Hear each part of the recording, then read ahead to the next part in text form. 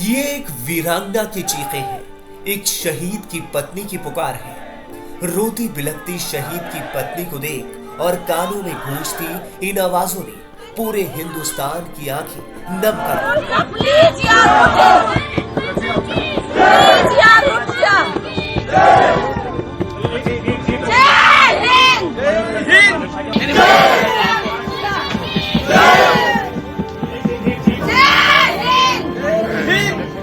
राजस्थान में झुंझुनू जिले के मेहरादासी गांव से आई इन तस्वीरों को देख किसी का दिल भी पसीज जाएगा। जम्मू में ऑपरेशन सिंदूर के दौरान पाकिस्तान के हमले में शहीद हुए वायुसेना के जाबाज medical assistant sergeant Surendra Kumar Moga का जब उनके पैतृक गांव मेहरादासी में राजकीय सम्मान के साथ अंतिम संस्कार किया गया, तो वो लम्हे सिर्फ एक अंतिम संस्कार भर नहीं थे। वो एक संकल्प, एक प्रेम और एक असाधारण वीरता की अमर गाथा बन गई। शहीद सुरेंद्र कुमार मोगा की पत्नी सीमा को अंतिम दर्शन के लिए लाया गया, तो सीमा ने एक वीरांगना की तरह ही अपने शहीद पति को सैल्यूट देकर और जय हिंद बोलकर रुखसत किया। सीमा ने पहले अपने शहीद पति को 2 बार आई लव यू बोला, इसके बाद प्लीज उठ जा की आवाज लगाई और बाद में पूरे जोशीले अंदाज में जय हिंद कहते हुए सैल्यूट किया।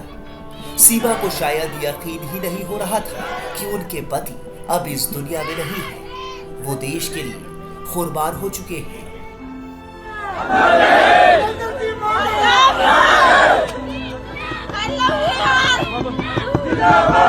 प्लीज यार उठ जा।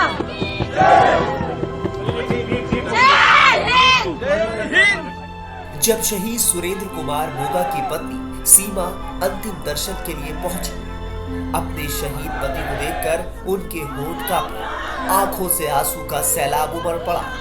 पति के लिए ऐसा प्रेम भाव देखकर पूरा माहौल थम सा गया।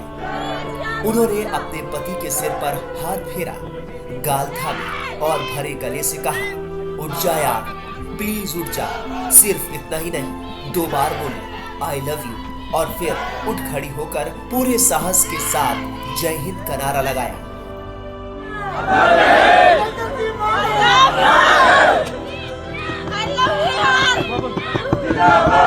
प्लीज यार उठ जा।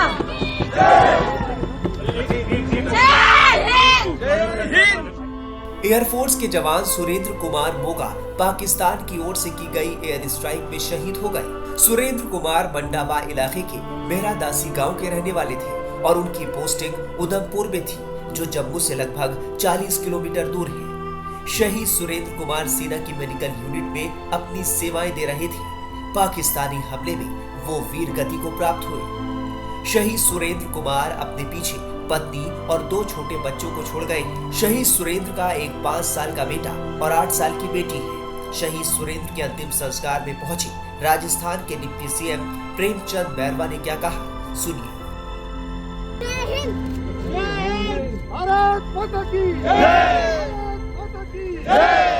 आज हमारे जम्मू के लाल सुरेंद्र मोगा जी, जो हमारे ऑपरेशन सिंदूर के तहत बलिदान हुआ है, हम सब यहाँ सारे जनप्रतिनिधि यहाँ पे उनके परिवार वालों को सबको उनका सांत्वना प्रदान करने के लिए हम सब यहाँ आए हैं। और ऐसे बहादुर से हमें सबको एहसास भी करा के गया है कि हमारे देश के लिए, हमारे देश की रक्षा के लिए हम सब मिलकर तैयार हैं। सुरेंद्र कुमार का जन्म 8 सितंबर 1990 को हुआ था और वो करीब 14 साल पहले भारतीय सेना में भर्ती हुए थे। उनके पिता शिशुपाल सिंह सीआरपीएफ से सेवानिवृत्त हुए थे, जिनका निधन हो चुका है। आज सार्जेंट सुरेंद्र ने जो बलिदान दिया, उनकी अंत्येष्टि के लिए हम सब यहाँ इकट्ठे हुए हैं। जात पात धर्म पार्टी सबसे अलग होकर एक भारतीय होने के नाते, एक हिंदुस्तानी होने के नाते हम सब यहाँ इकट्ठे हुए हैं। और मैं हर सैनिक को आज सलाम करता हूँ, चाहे वो किसी भी प्रांत का हो, कहीं का भी हो, हमेशा सतर्क रहते हैं और ज़रूरत पड़ने पे अपना बलिदान देने को भी नहीं झिझकते। उनके परिवारों को भी हमें सलाम करना चाहिए, क्योंकि जो बलिदान एक सैनिक देता है, उसके बराबर का ही बलिदान उसका परिवार देता है। और ये निश्चित तौर पे ये ये संकल्प है हमारा कि जब भी हमारा एक भी योद्धा अगर गिरता है तो 1000 योद्धा हमारे जन्म लेते हैं। आज यहाँ झुंझुनू में यहाँ हम जो अंत्येष्टि में यहाँ शामिल हुए हैं, आपके माध्यम से जो लाखों नौजवान देख रहे होंगे, उनका भी एक मन में संकल्प होगा कि जाना तो सभी को है, लेकिन जाएं तो ऐसे जाएं कि पूरा देश सलामी दे रहा।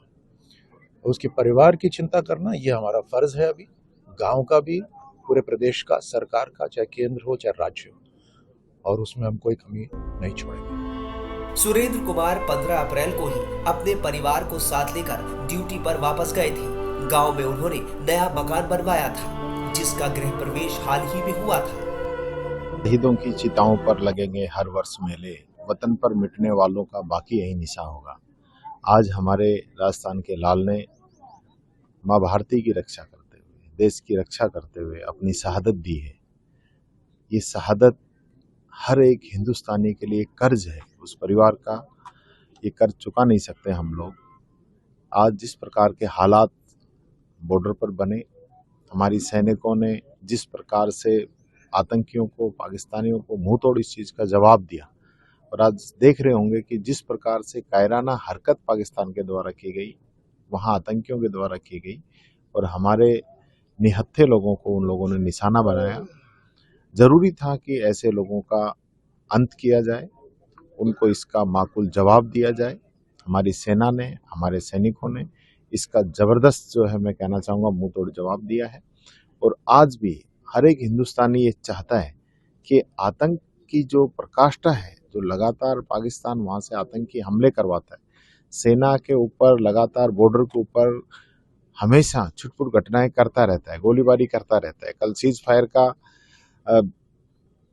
जब अनाउंस हुआ, उसके बाद भी पाकिस्तान ने सीज फायर तोड़ने का काम किया है।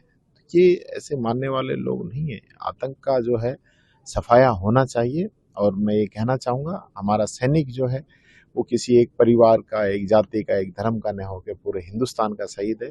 हर एक हिंदुस्तानी की जिम्मेदारी बनती है उसके परिवार का वो ध्यान रखे, उसको इज्जत और मान सम्मान। सुरेंद्र कुमार 29 मार्च को गांव आए थे और 15 अप्रैल को वापस ड्यूटी पर लौट गए थे। शहीद सुरेंद्र कुमार अपने माता पिता के इकलौते बेटे थे। उनकी शहादत से पूरे गांव में मातम पसरा है। देखिए, हमारे शेखावाटी के सपूत सुरेंद्र कुमार मोगा देश की आन बान शान और देश की एकता और अखंडता के लिए शहीद हुए हैं। हमें प्राउड है ऐसे हमारे बेटों पे, ऐसे हमारी देश की सेना पे, सैनिकों पे। और निश्चित रूप से ये जो झुंझुनू, सीकर, चूरू, जो शेखावाटी का इलाका है, इसमें हर घर में देश का जज्बा लेकर के पैदा होते हैं और देश की आन बान शान और एकता और अखंडता के लिए अपने आप को समर्पित करते हैं। हर घर में आपको शहीद परिवार या सैनिक परिवार मिलेगा। तो हमें प्राउड है हमारी सेना के ऊपर, हमारे देश के ऊपर, हमारे शहीदों के ऊपर। आज हम ईश्वर से यही प्रार्थना करते हैं कि शरीर की जो आत्मा है उसको भगवान अपने चरणों में स्थान दे और इनके पूरे परिवार को जो वज्रपात हुआ है दुखों का, उसको सहन करने की क्षमता प्रदान करे। और हमारा देश का सैनिक कभी झुका नहीं है, कभी डरा नहीं है। यही हमारा प्राउड है, यही हमारा इतिहास है।